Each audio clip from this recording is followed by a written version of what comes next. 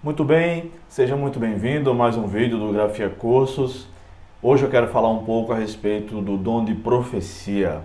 Eu quero começar lendo a passagem bíblica de 1 aos Coríntios, capítulo 14, versículo 1 a 3, que diz assim: Segui o amor e desejai intensamente os dons espirituais, mas principalmente o de profetizar.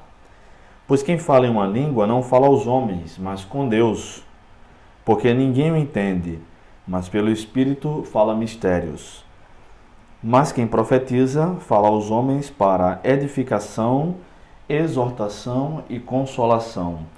Nós vemos nessa passagem de 1 Coríntios capítulo 14 que Deus instrui, por meio dos escritos do apóstolo Paulo, que os seus filhos devem desejar sempre os dons espirituais.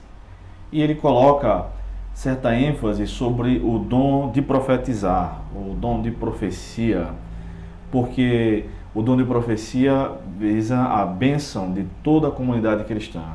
É interessante que ele diz que o dom de profetizar deve ser buscado por todos, principalmente o dom de profetizar.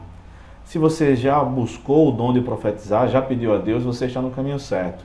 Mas se você não fez isso ainda dá tempo, ainda está em tempo. Deus deseja abençoar os seus filhos. Busque os dons espirituais em oração, peça a Deus, mas também peça, sobretudo o dom de profetizar. A profecia é superior ao dom de línguas, e essa passagem mostra isso, não? A profecia é superior ao dom de línguas, porque quem fala em língua não entende e ninguém consegue compreender o que está sendo dito, a não ser que haja intérprete, é claro. No entanto, quem profetiza fala à igreja, fala aos homens, e com um propósito tríplice, de acordo com o versículo 3, porque quem profetiza fala aos homens para edificação.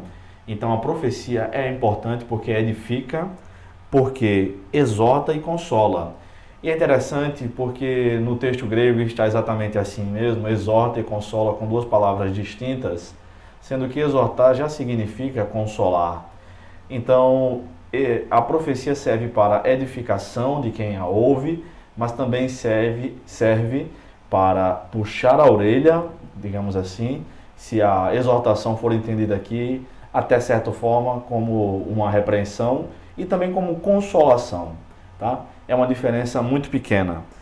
Eu quero ver também, ainda no capítulo 14 de 1 Coríntios, o versículo 23, do 23 ao 25, que diz assim: Se, pois, toda a igreja se reunir num lugar e todos falarem em línguas, e entrarem pessoas não instruídas ou incrédulos, por acaso não dirão que estás loucos? Claro, porque se alguém algum incrédulo nunca viu alguém falando em línguas, não sabe o que é que está sendo dito, o que é que está acontecendo, entra num lugar e vê as pessoas, todo mundo falando em línguas, pode até pensar que eles estão loucos, né?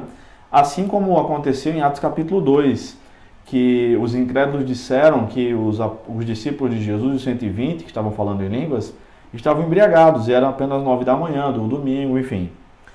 O versículo 24 e 25 diz: Mas se todos profetizarem, e alguma pessoa incrédula ou não instruída entrar, será por todos convencida de seu pecado e julgada. Então, de certa forma, a profecia tem esse caráter evangelístico também. Por quê? Porque no verso 25 diz: Os segredos do seu coração se tornarão manifestos, e assim, prostrando-se com o rosto em terra, adorará a Deus, afirmando que de fato Deus está entre vós. À medida que o incrédulo entra num culto e vê pessoas profetizando, vê que os segredos do seu coração, aquilo que somente ela e Deus sabem, está sendo dito ali, ela tem a certeza que Deus está naquela reunião e pode se prostrar e adorar com o rosto em terra, ou seja, pode se converter ao Senhor. Então a profecia é superior ao dom de línguas por estas razões, tá? Agora, a profecia é fruto de quê? A profecia é fruto de revelação. Veja só, 1 Coríntios 14 ainda, versos 29 e 30. Que 2 ou 3 profetas falem e os outros julguem o que foi dito. Mas se for dada uma revelação a alguém que estiver sentado, cale-se o primeiro. O texto não diz, mas se alguém preparou uma mensagem, se alguém estudou, se algum mestre quer ensinar, não. Se for dada a revelação a alguém, o que estiver profetizando, cale-se, se sente, e o outro vai profetizar também. A profecia não é fruto de estudo, a profecia é fruto de revelação. Assim como como eu preparei esta mensagem para dirigir-lhes, isso aqui não é uma profecia, isso aqui é um ensino, um ensinamento, uma aula. Pode ser entendido como um sermão, uma pregação também, mas não como uma profecia, tá? A não ser que eu recebesse uma revelação do Senhor aqui para comunicar-lhes. Mas, caso contrário, é o ensino. E é interessante que o próprio Novo Testamento, que tem traz um caráter diferente para a profecia, tá? Depois a gente vai ver melhor sobre isso no outro vídeo. Mas a profecia, a pregação não é profecia, a pregação é ensino, tá? Eu quero mostrar para vocês, então, o que é profecia no Novo Testamento.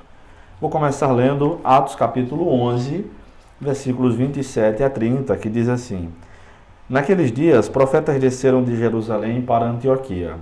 Levantando-se um deles, chamado Ágabo, indicou pelo Espírito que haveria uma grande fome em todo o mundo, que ocorreu no tempo de Cláudio. E os discípulos, cada um conforme suas posses, resolveram enviar ajuda aos irmãos que habitavam na Judéia. E assim fizeram, enviando-a aos presbíteros pelas mãos de Barnabé e Saulo. O texto claramente chama isso aqui do que Ágabo prediz, né? O que ele fala de profecia. No entanto, nós percebemos que ele não está ensinando um trecho bíblico, um trecho veterotestamentário, por assim dizer, já que era a Bíblia da época. Então nós vemos que aqui profecia não é pregação. Vire aí uma ou duas páginas da sua Bíblia para o capítulo 13 de Atos. Vamos ler os versículos 1 e 2 que diz assim: Na igreja em Antioquia havia profetas e mestres, Barnabé, Simeão, chamado Níger, Lúcio de Cirene e Manaém, que havia crescido com o governante Herodes e Saulo. Enquanto cultuavam o Senhor e jejuavam, o Espírito Santo disse: Separai-me Barnabé e Saulo para a obra para a qual os tenho chamado. Então essa igreja de Antioquia, que era muito abençoada, tinha entre eles profetas e mestres, pelo menos 5 irmãos que eram tanto um quanto o outro, e Barnabé era o maior dos profetas e mestres, Saulo era o menor, mas além deles tinha Simeão, Lúcio e Manaém. E o fato do texto estar dizendo que Deus falou ali e havia profetas, o Espírito Santo falou, dá a entender que um desses 3 irmãos, Simeão, Lúcio e Manaém, profetizaram sobre a escolha de Deus de Barnabé e Saulo para uma obra que o Espírito Santo tinha falado. Mais uma vez, nós vemos que a profecia está em jogo aqui, mas não há uma pregação, um ensino bíblico, é fruto de revelação. Tem mais uma passagem ainda em Atos, capítulo 21, versículos 10 e 11, que diz assim: Demorando-nos ali muitos dias, um profeta chamado Ágabo desceu da Judéia.